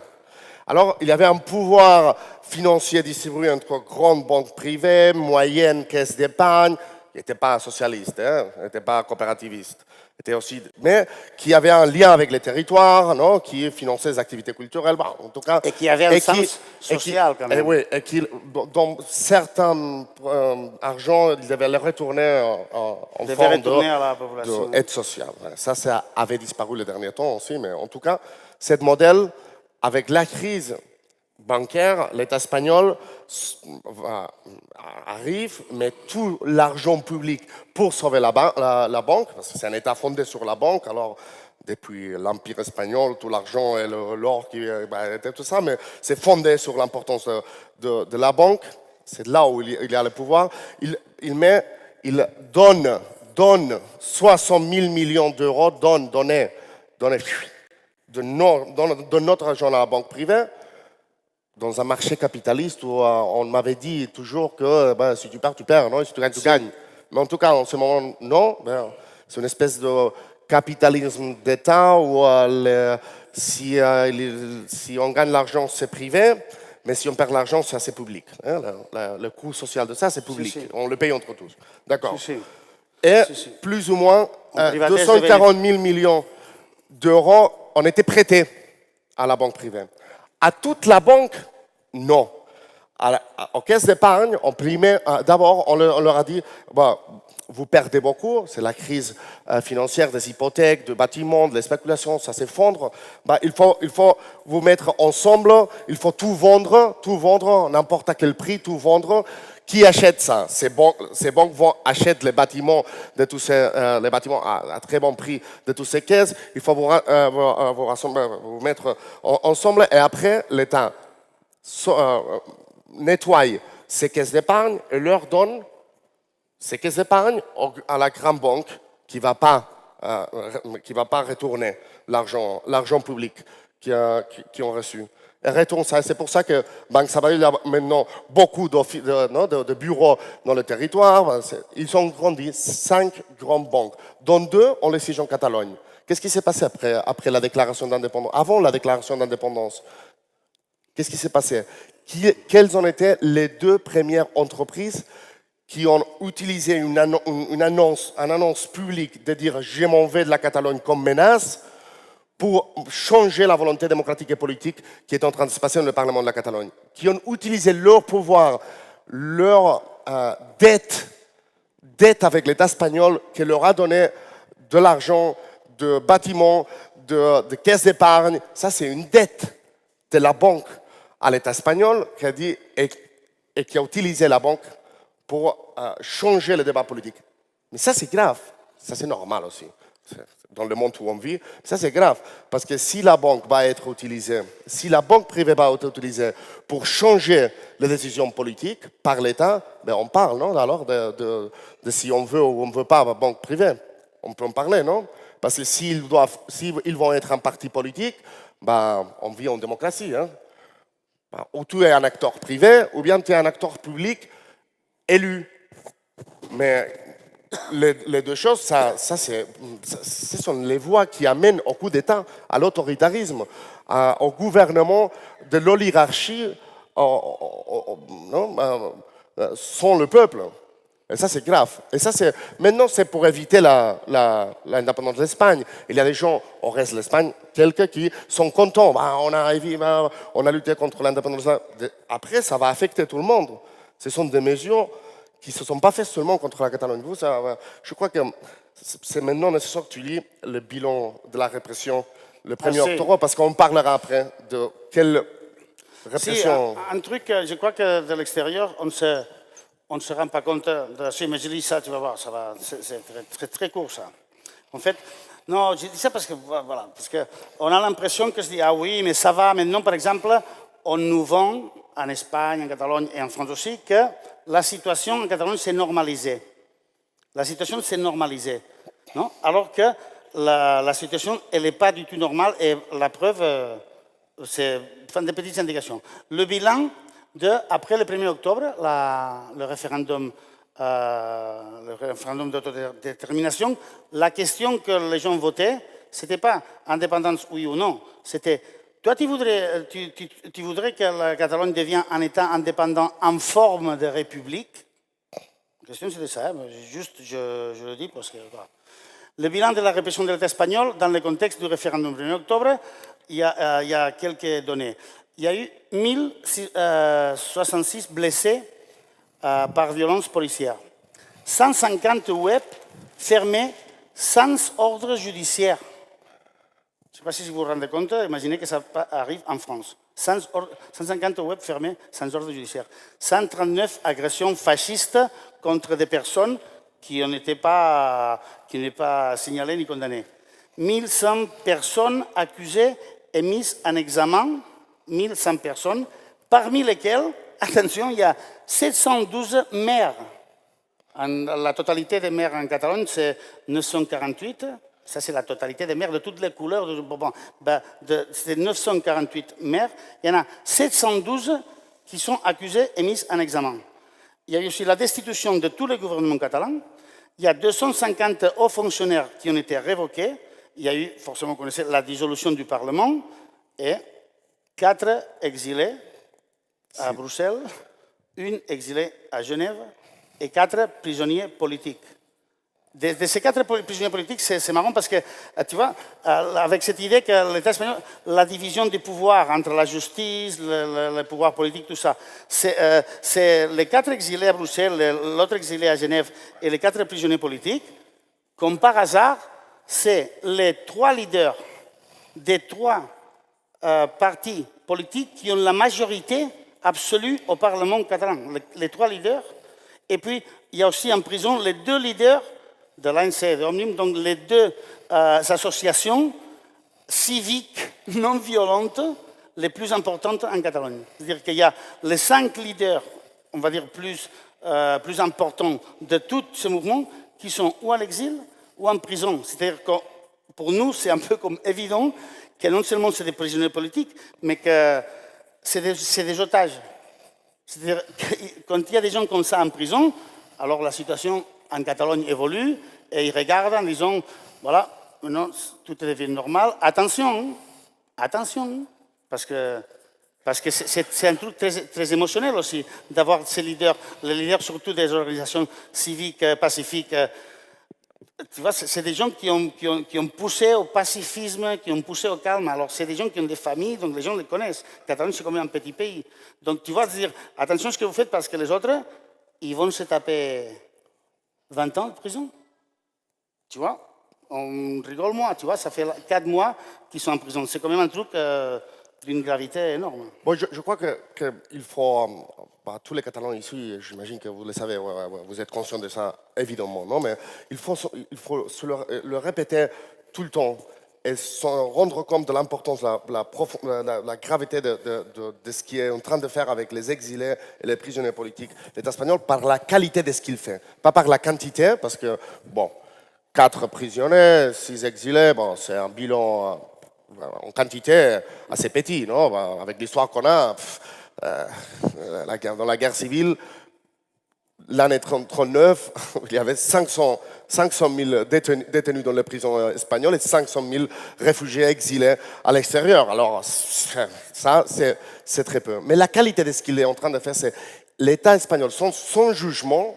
Il n'y a aucun jugement fait. Prison préventive. Tout ça préventif. Prison préventive. C'est à toi et toi, il prend des otages politiques. On ne sait pas encore, mais on ne sait jamais. Toi, tu restes en prison. Toi, tu restes. Comme la banque, pour négocier politiquement, pour t'efforcer politiquement. Et ils ne sont pas des personnes quelconques qui sont là. C'est les deux leaders des deux plus grandes organisations civiles de Catalogne, les deux présidents qui sont les organisations les plus radicalement Pacifique. pacifistes qu'on n'a jamais vues. Ils ont organisé des centaines d'activités, des manifs, des millions de personnes pendant les 10 dernières années. Il n'y a pas eu un verre cassé. Non, et puis Jordi Cuixart, il est connu depuis longtemps, il a une longue carrière dans les mouvements pacifistes, justement, antimilitaristes, pacifistes. Enfin, je veux dire Ils sont en prison accusés de sédition et rébellion, qui sont deux actes du Moyen-Âge, que le propre code pénal espagnol dit qu'il doit y avoir violence explicite pour pouvoir dire qu'il y a rébellion et sédition. Tu as dit sédition et Rébellion. Sédition, voilà. Il n'y a pas eu de violence, ils sont comme otages politiques. Mais c'est plus grave que ça. Le leader du parti et aussi vice-président du gouvernement catalan, illégalisé, le leader de Esquerra Republicana, de deux partis les plus grands, de trois partis les plus grands de la Catalogne, en prison. Le responsable ministre de l'Intérieur et aussi député élu de Junts per Cat, de l'autre parti grand en Catalogne, en prison. La leader porte-parole nationale en exil, parce que toutes les informations qu'on avait, c'est qu'il voulait revanche, on dit, contre Anna Gabriel. Il voulait la prendre en prison, l'insulter. Ils le font permanemment. Hein. Vous savez comment les moyens espagnols ils traitent Anna Gabriel. Pute, sale, tes cheveux, tes copains avec qui tu baises. Non, c'est tout le machisme en masse. Puigdemont, le président de la Catalogne, mais aussi le leader d'un des deux partis les plus grands, des trois partis les plus grands, la Catalogne en prison. Ce sont des otages en prison, en exil, désolé, à Bruxelles. Et 4 ministres plus, en exil. Menacés de prison sur rentre. Menacés d'entrer en prison sans jugement, sans possibilité de se défendre. Probablement pendant 4 ans, que c'est le maximum que maintenant le code pénal permet à la justice de te tenir, de t'avoir en prison préventive sans jugement. Ce sont des otages politiques, ce sont des otages. Ça, c'est pas qu'ils sont en prison par ce qu'ils ont fait. C'est seulement, ce sont des otages politiques. S'ils pouvaient prendre le ballon de foot du Barça en prison comme otage, ils le feraient. Mais, tu vois, alors, pas besoin de faire rien, aucun crime, aucun délit, pas besoin. Si ça servait pour bouger le FC Barcelone à se positionner contre je ne sais pas quoi, il prendrait le ballon. Seulement que ce serait un peu trop absurde. Voilà, ça va. Je veux dire que maintenant on va passer à... Non, on va poser quelques... Si vous voulez, peut-être quelqu'un veut poser quelques questions. Pas énormément parce que... Ça a été un peu unilatéral, ta décision. C'est un peu unilatéral, c'est désobéissante et hors la loi. Voilà, c'est comme ça. On laisse ici notre intervention, on laisse que vous parlez, mais seulement une demi-heure. On s'est mis comme limite une demi-heure. À 25, on doit... Et puis, on dirait qu'on voudrait privilégier les questions des Français. Je veux dire, parce qu'il y a pas mal de Catalans dans la salle, tout ça, c'est bien aussi.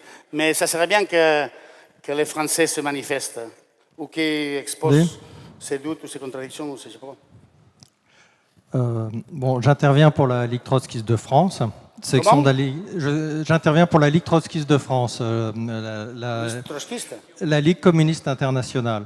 Nous sommes pour l'indépendance de la Catalogne, au sud et au nord, et nous avons soutenu le oui au référendum du 1er octobre. Nous pensons que la lutte pour l'indépendance de la Catalogne, de même que celle du Pays basque, peut être une puissante force motrice pour la lutte de classe des deux côtés des Pyrénées, pour renverser la monarchie espagnole, pour faire éclater l'Espagne et l'Union européenne impérialiste, réactionnaire et anti-catalane. Nous sommes pour une république ouvrière de Catalogne et pour des États-Unis socialistes d'Europe. Et ça nous distingue de la gauche française. Bon, je ne vais pas m'étendre là-dessus. Ce que je veux dire encore, c'est qu'aujourd'hui, la lutte est dans une impasse, la lutte pour l'indépendance. La répression montre qu'il n'y a pas dans l'immédiat de possibilité pour réaliser l'indépendance de la Catalogne. Les Catalans n'ont pas d'armée, pour se défendre, et l'indépendance ne viendra pas de combinaison parlementaire à Barcelone entre indépendantistes bourgeois, y compris avec la coupe. Pourtant, il y a une force sociale qui est capable de faire de la libération nationale une réalité, et c'est la classe ouvrière. Elle a la force sociale. Écoutez, Merci. vous avez parlé pendant 1h30, vous pouvez bien me donner 3 minutes quand même. Non, si. Non, mais... Le problème, c'est non, que non, le non, prolétariat... vas-y. Merci Vas-y. Sergi. Ah, Le problème, c'est fini que un le peu. prolétariat catalan n'a pas bougé de façon indépendante parce qu'il est divisé entre le chauvinisme espagnol et le nationalisme bourgeois catalan. Et pour mobiliser contre le chauvinisme espagnol, pour l'indépendance catalane et pour le socialisme, il faut des partis bolcheviques, léninistes, et c'est ça qui est aujourd'hui posé à tous ceux qui veulent lutter pour l'indépendance et pour le socialisme. Peut-être. Merci.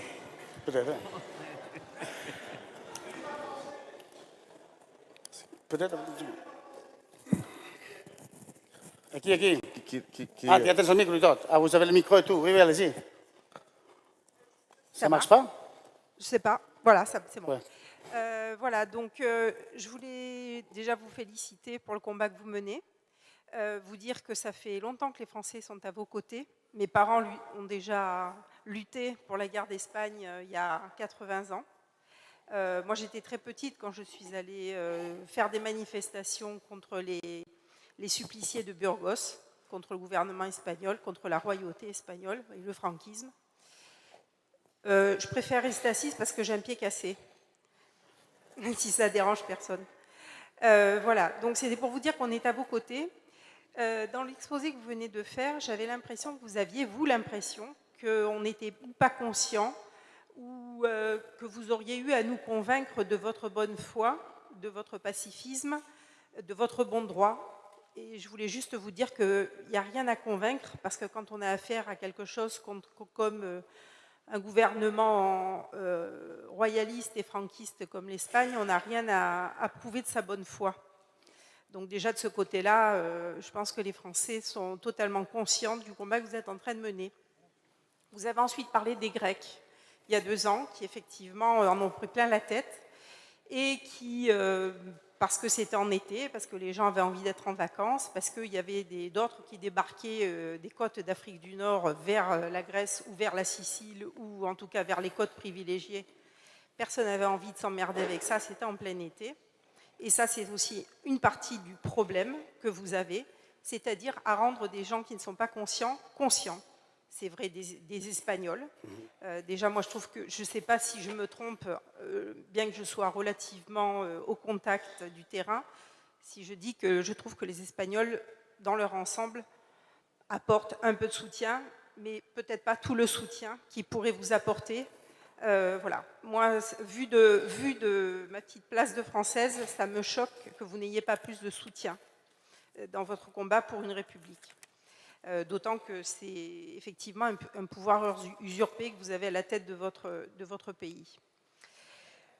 Pour finir, la question est la suivante. Est-ce que vous n'avez pas, parce que même si vous avez parlé un peu des banques ou du pouvoir médiatique, est-ce que vous n'avez pas un peu l'impression qu'on est en train de rejouer quelque chose qu'on a déjà connu il y a 90 ans? Une crise économique, celle de 29 ou celle de 2008, derrière des pays qui s'effondrent en cascade, avec des montées d'élitisme et d'oligarchie forcenée, forçant les pays à une marche forcée dans une compétitivité infernale, et que donc, en fait, tout ce que vous êtes en train d'expérimenter, c'est encore une fois, et toujours la même chose, le fait que vous êtes en train de vous battre contre un pouvoir qui n'a pas ni l'intention de partager le pouvoir, ni l'intention de donner des droits, mais au contraire, quand il y a une crise économique, le gâteau devenant ou donnant l'impression de devenir plus petit, ceux qui ont le plus de pouvoir, ils vont se battre encore plus pour conserver ce qu'ils ont. Donc, le combat indépendantiste, je le comprends, mais j'ai l'impression que le combat que vous menez, c'est plus un combat tout simplement pour les idéaux de la res publica à la latine, c'est-à-dire ce qui s'est traduit ensuite en France par le triptyque liberté, égalité, fraternité, et que ce que vous faites, c'est pas tant un combat d'arrière-garde et d'identité idiote régionaliste, mais réellement un vrai combat politique. Et pour ça, je voulais au moins, d'une part, vous soutenir et d'autre part, vous dire que non seulement vous n'avez rien à prouver de votre bonne foi, mais en plus, essayer de prendre la mesure que vous êtes pris dans un tourbillon qui dépasse de très très loin le problème de la Catalogne. Voilà. Super.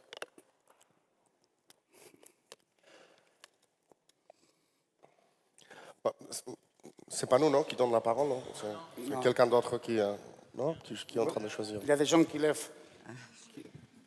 Si, vous avez... Non, avant. Pardon? Une seconde. Pas grave.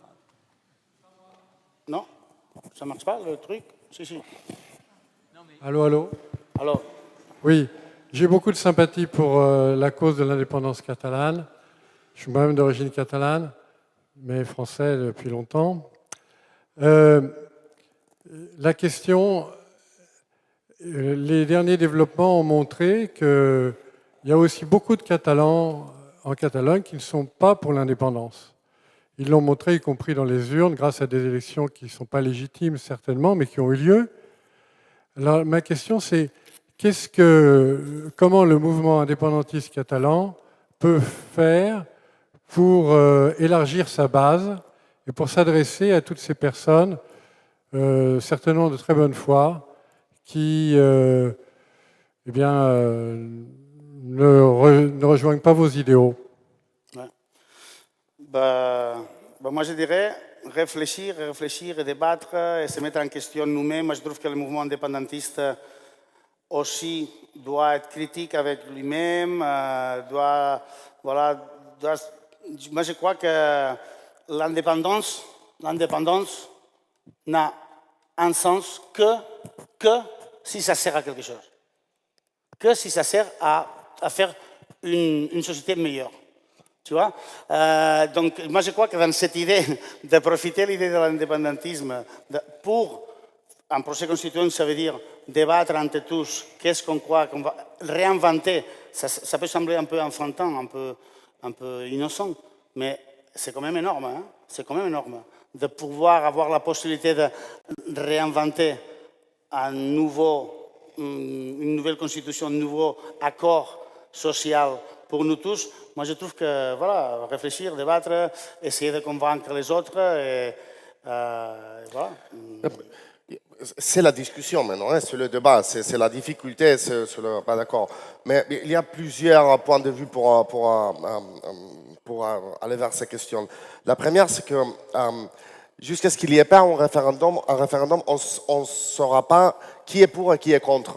Parce que la substitution permanente d'un référendum légal par un référendum sous violence ou bien des élections avec parti donnent jamais une idée exacte de qui est pour et qui est contre, et surtout pour et contre qui donne légitimité à la décision collective.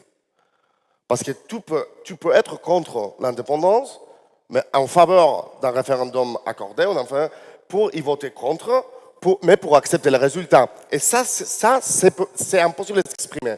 Et ça, c'est impossible dans cette situation de s'exprimer, d'avoir...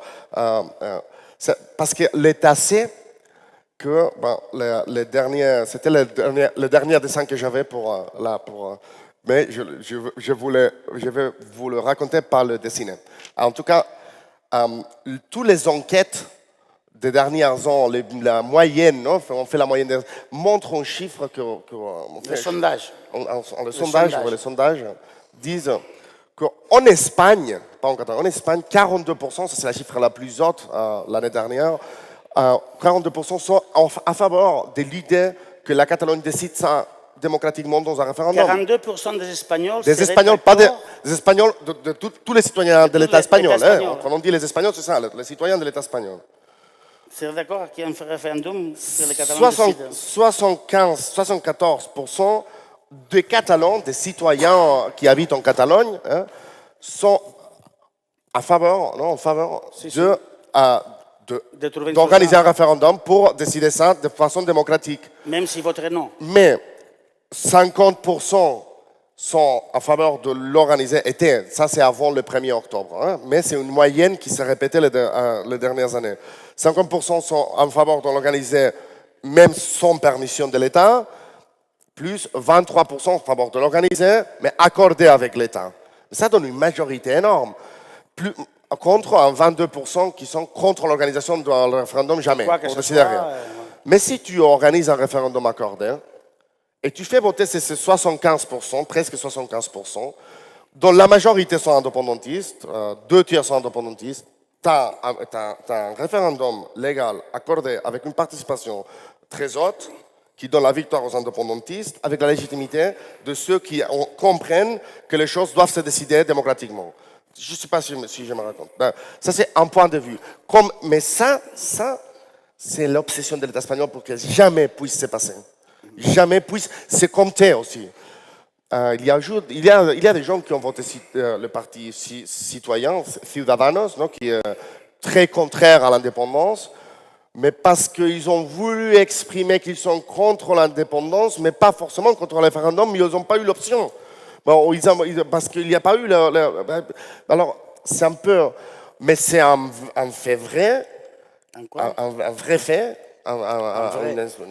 c'est un fait. C'est un fait, certes, qu'il y a une proportion très élevée, je ne sais pas, la moitié de la population catalane qui ne voit pas maintenant la voie de l'indépendance. Et après, excusez-moi, parce qu'il y a quand même tu vois, les mouvements indépendantistes, après les élections du 21 décembre, les dernières, où il y a une espèce de... tu vois l'hémicycle, tu vois un peu comme la moitié oui, la moitié non. Quand même, la moitié... un peu plus. Plus de la moitié qui est indépendantiste. Donc, une partie de l'autre moitié qui n'est pas contre-indépendantiste, qui est pour le référendum. Donc, il faut voir ça. Il faut voir ça aussi, que c'est des élections qui se sont faites avec l'État espagnol, qui a donc...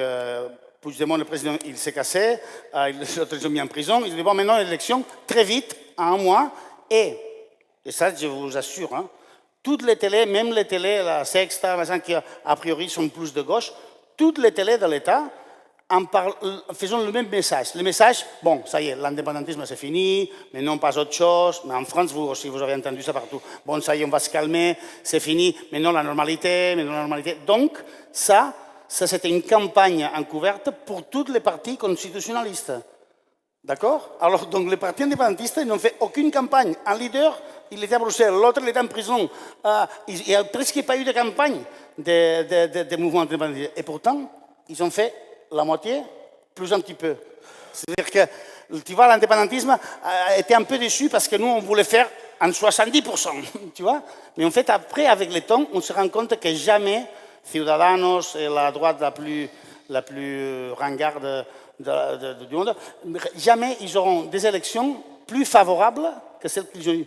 Donc en fait, ces résultats, on attendait que ça soit à 70%, ils ont été de 52%. En fait, avec cette vision comme ça, c'est vraiment qu'il y a un mouvement qui n'est pas mort du tout et qu'il y a 100 000 votes de plus en plus. Et quand même, il y a des devoirs. Hein, il y a des devoirs, il y a de la critique à faire au mouvement indépendantiste, beaucoup. Et il y a des devoirs à faire. Il y a un devoir qui a à voir avec l'idée, comment construire plus clairement à l'intérieur de l'indépendantisme, à toute la société catalane, une idée plurinationale, pluriculturelle, plurilinguistique de la Catalogne. Comment faire que l'idéal de la Catalogne soit pas vu, soit pas cru comme une espèce de... des mouvements élitistes, les Catalans qui parlent catalan, d'équipes où il faut partager culture catalane, langue catalane, moyen catalan tous les Catalans, en fait. Et volonté indépendantiste. En fait. Il faut séparer tout ça. Non, séparer, ça ne veut pas dire commencer à ne pas parler catalan, hein, c'est juste le contraire. Mais qu'il y ait personne de plusieurs origines, de plusieurs entourages médiatiques, culturels, qui convergent vers l'idée de la souveraineté comme une idée démocratique, émancipatrice. Ouais? Et ça, c'est un processus long. On l'a commencé. Hein? On l'a commencé, les indépendantistes ont commencé il y a 20 ans, 30 ans. On a commencé en défendant une résistance culturelle, nationale, historique. Et les derniers 10 ans ont grandi comme un mouvement profondément démocratique, avec beaucoup de diversité culturelle, mais peut-être pas assez, avec des messages surtout démocratiques et sociaux, etc., etc. Alors le processus est là. Je dirais que ça c'est un truc Chimpum. important. C'est Chimpum, mais j'avais une autre chose, mais je l'ai oublié. Ah oui.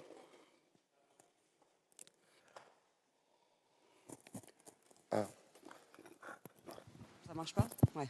Merci pour vos interventions. C'était très intéressant pour nous et je veux dire que moi je suis du mouvement des femmes kurdes, Nursel Kilik. Je voudrais vous saluer la résistance du peuple catalan parce que je pense que c'est une résistance. Donc on n'est pas dans la passe quand on lutte pour l'indépendance. Tout dépend de ce qu'on comprend de l'indépendance. Nos combats se rejoignent parce que l'indépendance d'une certaine manière aussi, c'est cette conscientisation justement des mentalités, cette conscientisation autour de la libération des peuples, autour de la lutte pour la liberté, la démocratie et pour les droits sociaux que vous faites remarquablement. C'est pour ça que j'ai voulu vous saluer au nom de notre peuple, au nom de notre mouvement. C'était important pour nous d'être ici, de vous écouter, parce que le combat continue, le combat est le même et jusqu'à la victoire. Voilà. Merci.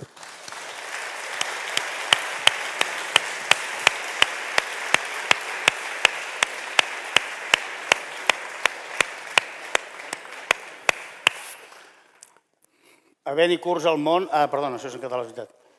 Havent-hi curs al món no ens podem permetre no continuar. S'il y a des cours... Oui, j'y vais.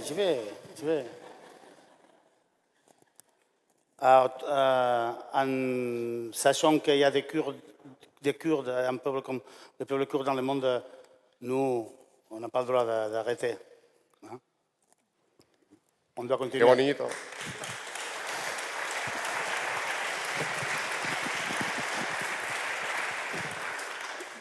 Bonsoir. Existe-t-il un débat sur la sortie ou non de la royauté en Espagne? De la royauté? De la La royauté. monarchie. De la monarchie. Si, La sortie, comment on sort de la monarchie? Le monsieur avec la couronne, tout ça. Par la fenêtre? Non, je veux dire, l'abolition ou pas, non? La suppression ou pas de la monarchie? Oui. Non, il n'y a pas de débat. Il n'y a pas de Ouais. débat. Enfin, il n'y a pas de débat. Historiquement, il y a eu un débat, Il y a un mais débat il tellement est disparu. relatif. Il a disparu Le les roi, dernières années. pas l'actuel, qui est plus jeune, un peu plus comme ça, tout ça. L'ancien, celui qui... Les éléphants, tout ça. Celui-là. Bon. Le roi, il a abdiqué en faveur de son fils. Et c'était un moment où on se dit, mais attends, peut-être on pourrait ouvrir un débat et se poser la question, peut-être que...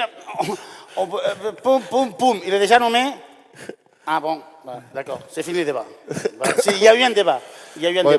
Non, tu vois, il y a sans doute tous les gens qui ont une sensibilité républicaine, je me dis, il doit se dire quand même, ce mec, personne ne l'a voté, tu vois. Je crois que c'était le 2 octobre, oui, le jour après le 1er octobre, où le roi Philippe VI. le 6e, je ne sais pas, on dit 6, non? D'accord. 6. Je ne veux pas les dire parce que je n'aime pas les arguments historiques, mais tu mets les autres Philippe V, Philippe IV, Philippe tout et tout ça, et tu as tous les bombardements sur Barcelone qu'il y a eu historiquement. C'est vrai, tous les Philippe, Mais on laissera ça par l'histoire. Très extraverti avec la Catalogne. Mais en tout cas, son père, celui qui il est vivant encore, non, mais il est plus le roi, avait représenté dans une opération un peu étrange cette coup d'État qu'il a eu l'année 81, non, 80. 80. Mais il est symbolisé pour beaucoup d'Espagnols la réconciliation, le pacte, la figure qui venait du franquisme, mais qui avait permis la démocratie, qui avait arrêté les militaires au dernier moment, et qui... ma grand-mère croyait ça. Elle l'aimait beaucoup. Non, il y a encore plein de gens qui le pensent. Et beaucoup de gens disaient, je ne suis pas monarchique, je ne suis pas Juan Carliste. Exact. En faveur de lui. Et son fils paraissait plus moderne, il a appris catalan, et blablabla. Le 2 octobre, il apparaît dans tous les écrans de la télé. Il fait je me rappelle parce qu'en ce moment-là, j'étais en train de parler par Telegram avec un des leaders de Podemos, des fondateurs de Podemos, qui me disait quel désastre. Quel désastre. Il a fait un discours qui nous laisse à nous et à tout ce qui reste de gauche du Parti socialiste dehors du consensus, dehors. qui qui réaffirme les blocs autoritaires et qui uniformes, légitime quand même la violence. qui légitime la violence, qui a fait un appel aux gens à imiter les policiers et se prendre la justice par eux-mêmes, qui donne... C'était terrible le discours qu'il a fait le 2 octobre. Enfin, terrible et révélateur aussi. Hein. Mais en plus, il avait récupéré, sans le dire, le favorable à Espagne et le contraire à Espagne. Et ça c'est la fameuse phrase de Franco qui a dit le journaliste qui avait dit son grand-père ceux politique, qui sont contre moi en fait sont contre l'Espagne. Il a récupéré ça, vous n'êtes pas de l'Espagne, vous êtes contraire à l'Espagne, les ennemis intérieurs. Tout un peuple, mais qui a laissé aussi dehors le discours de Podemos, d'un référendum accordé, de tout ça, a été tellement belligérant qu'il a dit, et vous aussi, vous voulez casser l'Espagne par dedans, par l'intérieur. Vous êtes ennemi de l'Espagne. Il n'avait pas dit exactement ça, mais très pareil. Hein. Mais en Espagne, il n'y a plus de débat sur ça. Important. Alors que l'autre roi, on était habitué à côté des discours qui disent rien du tout. Tu vois, qui oui, mais oui, l'espagnol, oui, c'est un plaisir, allez, on va s'entendre. Bon, d'accord.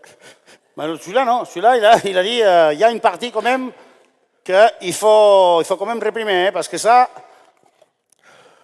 super. Mais je crois qu'on a dit à 9h30, il faut qu'on vous laisse, qu'on finisse. Oui. Mais on ne peut pas partir sans dire avant. Tu veux parler encore? Mais il faut que je dise une autre chose. Je ne sais pas si c'est la même chose, mais en tout cas...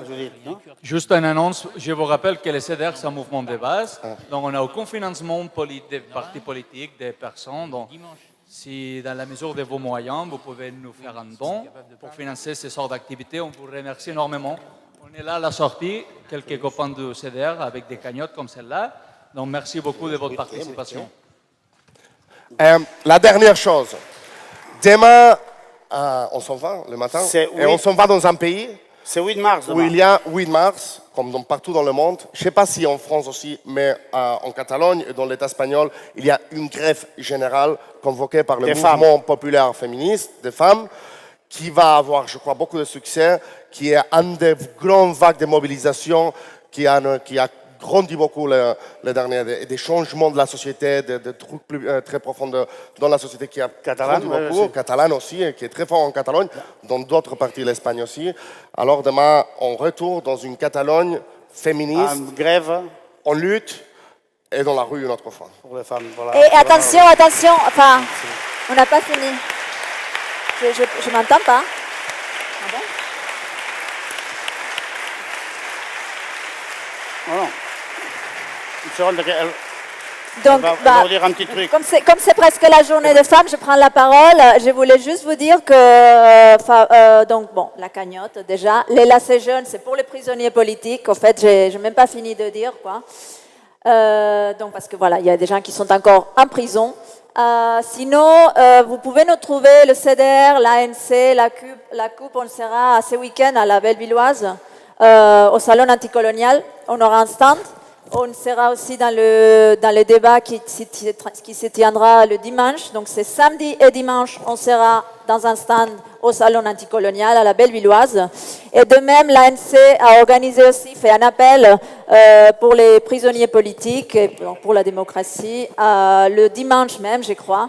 Je crois que c'est à 17h30, non? À midi, bon, d'accord. Ah oui, c'est vrai, parce que l'après-midi, vous viendrez au débat au salon anticolonial. Donc voilà, donc c'est à midi. C'est où, d'ailleurs? C'est en République, donc là où l'on fait ces choses. Donc, voilà, c'est tout. Vous entrez sur notre site web, on mettra des vidéos de ce soir. Voilà, comme ça, vous pouvez montrer à tout le monde. Vive la République! Vive la République! Viva Catalunya!